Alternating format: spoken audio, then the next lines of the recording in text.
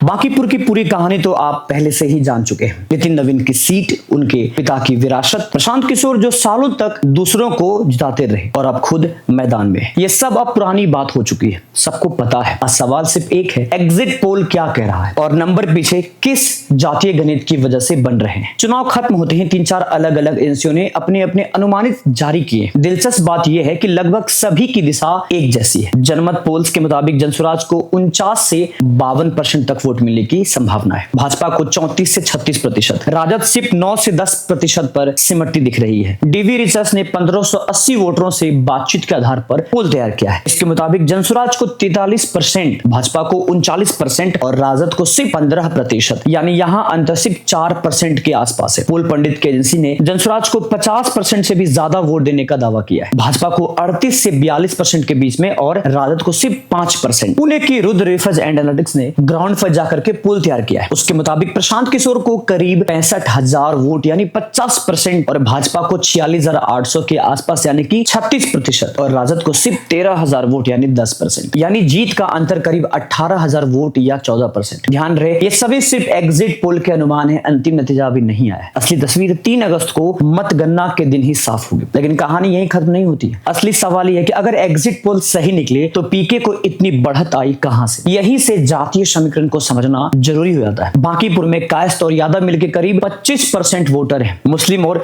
चंद्रवंशी मिलाकर करीब 20%। बाकी वैश्य, दलित, भूमियार, राजपूत, ब्राह्मण, कुर्मी और कुशवाहा हर एक 3 से 8% के बीच में। परंपरागत रूप से कायस्थ वोट भाजपा के साथ माना जाता है, लेकिन इस बार तस्वीर उतनी सीधी नहीं दिख रही। ग्राउंड रिपोर्ट्स के मुताबिक मुस्लिम बहुल इलाकों में इस बार राजद से हटकर जनसुराज की तरफ झुकाव दिखा है। यादव बहुल इलाकों में भी जो परंपरागत रूप से आरजेडी का गढ़ माना जाता है, वहां भी कुछ वोटरों का रुख जनसुराज के पीके की तरफ बताया जा रहा है। अब यहीं से भाजपा से जुड़ी नाराजगी की परतें खुलती है। रुद्र रिसर्च के विश्लेषण के मुताबिक नीतीश कुमार को मुख्यमंत्री पद से हटाए जाने और सम्राट चौधरी पर लगे आरोपों की वजह से कुर्मी और कुशवाहा वोटरों का एक हिस्सा जनसुराज की तरफ खिसकता दिख रहा है। भरत तिवारी एनकाउंटर को लेकर के सवर्ण समाज से एक हिस्से में भी नाराजगी बताई जा रही है, खासकर भूमियार और राजपूत वोटरों में। यानी अगर ये अनुमान सही है तो भाजपा से नाराजगी सिर्फ सवर्ण समाज तक सीमित नहीं है। कुर्मी कुशवाहा जैसे वो समुदाय भी इसमें शामिल है जो एनडीए की सामाजिक बुनियादों का हिस्सा रहे। दूसरी तरफ भाजपा के पक्ष में जो बातें गिनाई जा रही है वो कायस्थ, राजपूत, वैश्य और अनुसूचित जाति से जुड़े कुछ वर्गों का परंपरागत समर्थन, बुजुर्ग और महिला वोटरों का रुझान और पार्टी की मजबूत बूथ स्तर का संगठन है। लेकिन सबसे बड़ा सवाल अभी बाकी है। मतदान सिर्फ 34% रहा है, पिछले विधानसभा चुनाव के करीब 7% कम, और यही एक बड़ा पेच है। राजनीतिक विश्लेषण का एक तबका कहता है कि कम मतदान की स्थिति में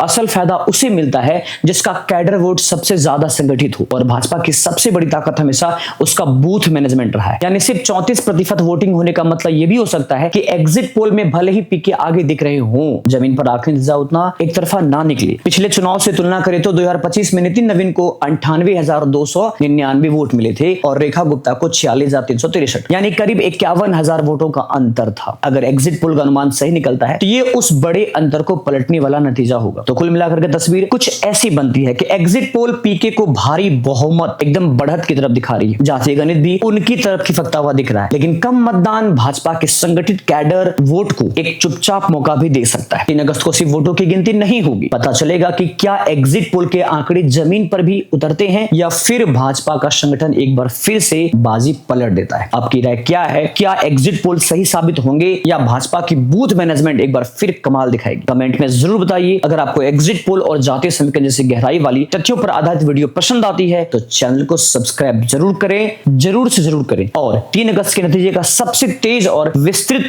विश्लेषण भी यहीं पे आपको मिलेगा। जय हिंद, जय बिहार।